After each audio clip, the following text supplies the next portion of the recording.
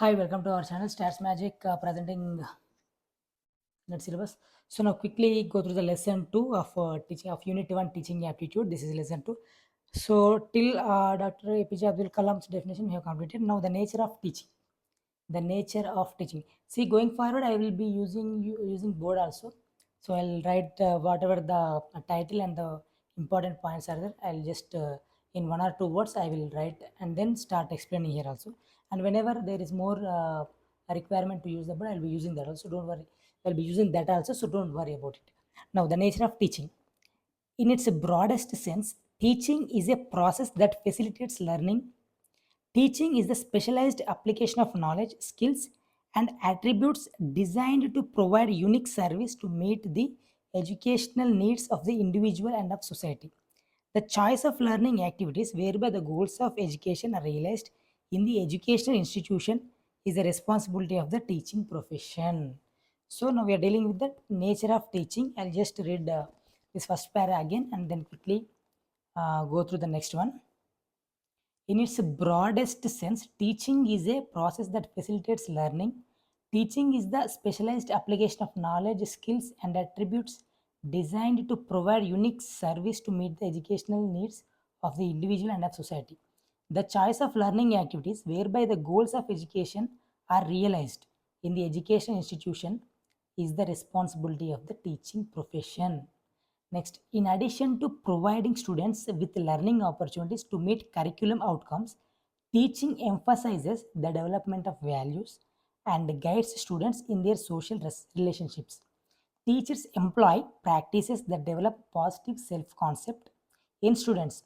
Although the work of teachers typically takes place in a classroom setting, the direct interaction between teacher and student is the single most important element in teaching. So they are highlighting a point here.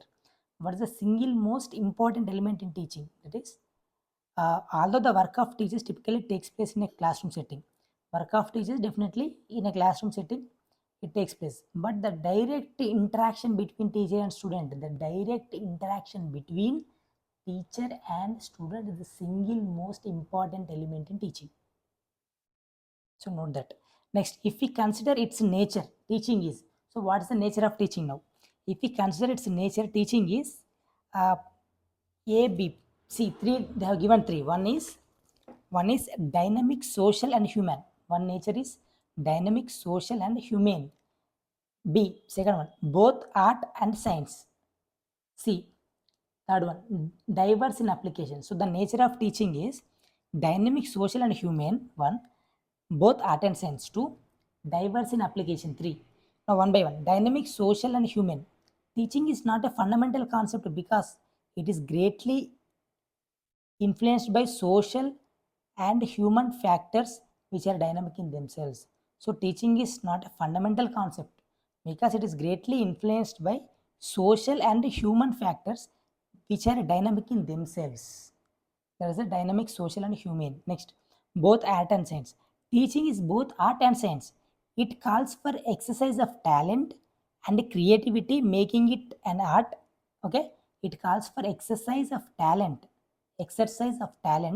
and creativity, making it an art, and involving repeat repertoire of teaching repertoire of techniques, that means repetition of techniques. Repertoire means repetition of techniques, procedures, and skills which can be studied described described and improved, making it science. So why it is art and why it is science, they are explaining why teaching is an art and science. Art because it calls for exercise of talent and creativity, so it involves creativity, that's why it is an art. And then why it is science? Because it involves a repertoire. That means repetition of techniques, procedure, and skills which can be studied systematically, described, and improved, making it science. That is third one. Diverse in application. In application, teaching is of diverse nature. So when it comes to application, applying the teaching, it is diverse in nature. It may have various forms as formal, informal, directional, instructional, formational, training, conditioning, indoctrination, talking, showing, doing, remedial, etc. That's why it is diverse in its application. Okay, that is the nature of teaching. So mainly you have to understand nature of teaching are dynamic, social and human, both art and science. They should diverse in application. So here I call it dynamic, not. So it is diverse in application. Diverse means like various ways or various methods like that, not sticking to only one thing. Various things are involved in it. That's why it is diverse. Art and science, diverse in application, dynamic, social and human. These are the three. That's the nature of teaching. Now characteristics of teaching. So what are the characteristics of teaching? Quickly, 12 points are there. First one, the main character of teaching is to provide guidance and training. That's it. So teaching means mainly the providing of guidance and training. First one. Second one, teaching is interaction between teacher and students. So we know that teaching is interaction between definitely teacher and students. Third one, teaching is an art to give knowledge to students with effective way. Fourth, teaching is a science to educate fact and causes of different topics of different subjects. Fifth, teaching is a continuous process. Sixth, the teacher can teach effectively if he has full confidence on the subject. Seventh, teaching encourages students to learn more and more. Eighth, teaching is formal as well as informal. Ninth, teaching is communication of information to students. In teaching, teacher imparts information in interesting way so that students can easily understand the information. 10th, teaching is tool to help student to adjust himself in society and its environment. 11th, it takes place in a dynamic environment. 12th, it is a social service. So these are the characteristics of teaching. So last one, it is also a social service. Teaching is also a social. This is important. Teaching is a social service. Remember that. Teaching is also a social service. Please remember. Characteristics of teaching. These are the 12 points we have. Next, let's move to objectives of teaching. So what are the objectives? Objectives is basically goals, but we usually call it as the objectives of teaching. So objective means it's a kind of long-term goals. That means the main, what are the main goals that we call as objectives. Okay, and short terms we can call it as a goals. But anyway, they are used like interchangeably also. But mainly in our academically we say objectives. So objectives of teaching, major objectives of teaching are as follows: to bring desired changes in pupils. That means in learners and students. To bring desired changes in pupils. To shape behavior and conduct, acquisition of knowledge, to improve the learning skills of students, formation of belief. Sixth one, to provide a social and efficient member to the society. To provide a social and efficient member to the society. So those are the objectives of teaching. Under objectives of teaching, we have a few more. Educational objective can cover a range of different types of intended learning outcomes. A documentation from a respected higher education funding council lists the following: the acquisition of knowledge, the development of understanding and other general intellectual abilities, the development of conceptual, intellectual, and subject specific skills, the development of generic or transferable skills, and the development of values, of motivation, or of attitudes. These can be summarized in another way as follows.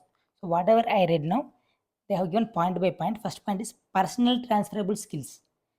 Second one is conceptual knowledge and skills. Third one, discipline related knowledge and skills. Fourth one is attitudinal. Okay.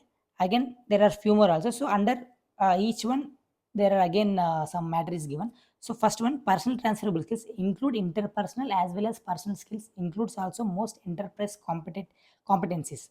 Conceptual knowledge and skills. Under this, also known as methodological. Example: critical thinking, writing, creativity, hypothesis design, and testing, etc.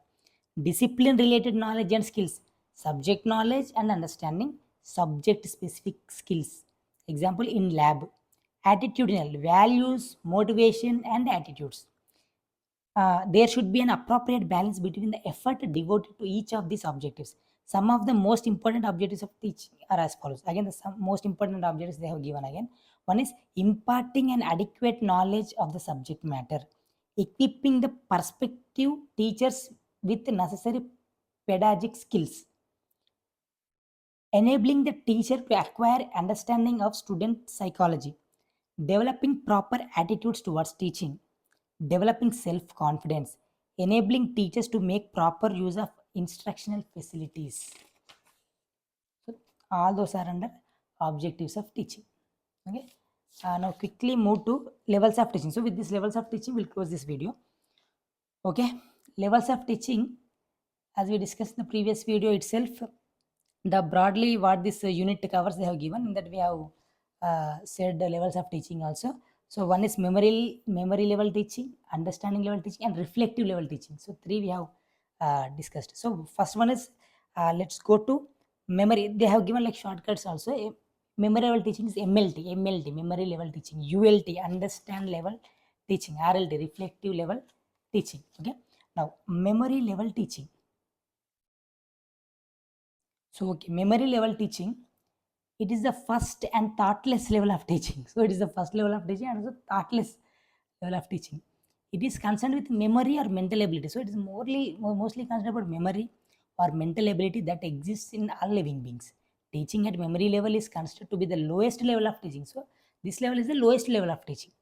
At this level, the thinking ability does not play any role. So, thinking ability does not play any role in this. It's purely based on like memory only, memory and mental ability. Students only cram the facts, information, formulas, and laws that are taught to them. The teaching is nothing but learning the subject matter by rote learning. The role of teacher is prominent, and that of the student is secondary. So the main role is of teacher only. The student role is secondary. The study material is organized and pre-planned. The teacher presents the study material in a sequential order. Memory level of teaching lacks insight. Psychologically, it is cognitive level teaching. So it lacks insight, memory level teaching, and psychologically it is cognitive level teaching. Now, objectives of memory level teaching: imparting knowledge and information to the learner. Knowledge or information gained by the learner is factual in nature. It is acquired through memorization or rote learning, like mugging up. Okay, by hearting. Now it covers only the knowledge based objectives of Bloom's taxonomy. At this level, that student learns to identify, recall, or remembers the objects, events, ideas, and retain them in memory. Nature of subject matter: at this level, teaching is subject centered. Simple things are taught to students that can be memorized easily. The subject matter is well organized and is simple in nature so that it can be acquired through rote learning. Subject matter includes information about simple concepts, terms, and elements related to different things of the world around us. Thus, the knowledge delivered to learners is definite, structured, and observable. Method used: we know that at this level of teaching is subject centered. So, teacher dominant methods like drill, review, and revision and asking question are often used. So, these are the teacher dominant methods. Drill means repetition or practice for the purpose of attaining proficiency in memorizing the material. Drill means repeating again and again, again and again. So it is mostly useful for small children who are learning the basic letters and alphabets. No, alphabets, A for apple, B for ball. So for them, this level of teaching is suitable. So that point also will come in merits and demerits. That point will come. So drill means repetition or practice for the purpose of attaining proficiency in memorizing the material. Review or revision is considered the method of revising the elements to relate them to new experience and to form new associations for the development of new skills or learning to solve new problems. This is an important point. Review or revision is considered the method of revising the elements to relate them to new experiences and to form new associations for the development of new skills or learning to solve new problems. Asking question technique is used to examine whether or not knowledge level objectives of teaching have been achieved. Now, role of the teacher under memory level teaching. The teacher plays a very dominating and authoritarian role. Authoritarian. So, whatever the teacher says, so that should be followed like authority. That is the role under memory level teaching. He is the authority to instruct, to deliver, direct, control, and evaluate performance. So, in what areas the teacher has the authority to instruct, to deliver, to direct, control, and evaluate performance. He is the stage setter, learning resource, and manager of every classroom activity. So, in this level of teaching, right from the selection of the subject matter to its evaluation, the key process of teaching and learning remains with the teacher. Okay. Now, role of learner. This is the role of teacher under memory level teaching, MLT. Now, role of learner. In memory level teaching, role of the learner is a passive one. This is because contents of the subject matter, teaching tools, and methods employed for teaching are all decided by the teacher. The characteristics of the learner should be taken care while framing objectives and curriculum and selecting teaching learning activities and methods of teaching and evaluation. This is the role of learner. Now, teaching equipment under memory level teaching. Teaching equipment work as an assistant in the process of teaching and learning. Different kinds of teaching aids like visual, audio, and audio visual aids. Example: models, charts, maps, pictures, TV, radio. We have projectors also, no projectors, etc. Develop a curiosity of the learners towards the subject matter. The teacher can use a variety of teaching aids. Teaching aids means those that are helping the teacher to deliver what to deliver the material or the content or the subject matter to the students. They are called teaching aids. Aid means help. The teacher can use a variety of teaching aids to make students attentive to learning. That's the thing. Now, merits of memory level teaching. So, what are the merits of this MLT, memory level teaching? Useful for children at lower classes, as I said, no, useful for children at lower classes. This is because of intellectual development and they have a rote memory. The role of the teacher is important in this level of teaching, and he is free to make choices of subject matter, plan it, and can present it at will. The knowledge acquired at memory level teaching forms a basis for the future. That is when students' intelligence and thinking is required. Memory level teaching acts as the first step for understanding and reflective levels of teaching. Okay, see this we have said, no, memory level teaching, understanding level teaching, ULT, and RLT, reflective levels of teaching. So these are the three levels of teaching. Now, what memory level teaching does is memory level teaching acts as the first step for understanding and reflective levels of teaching. That's why it's the lowest level of teaching.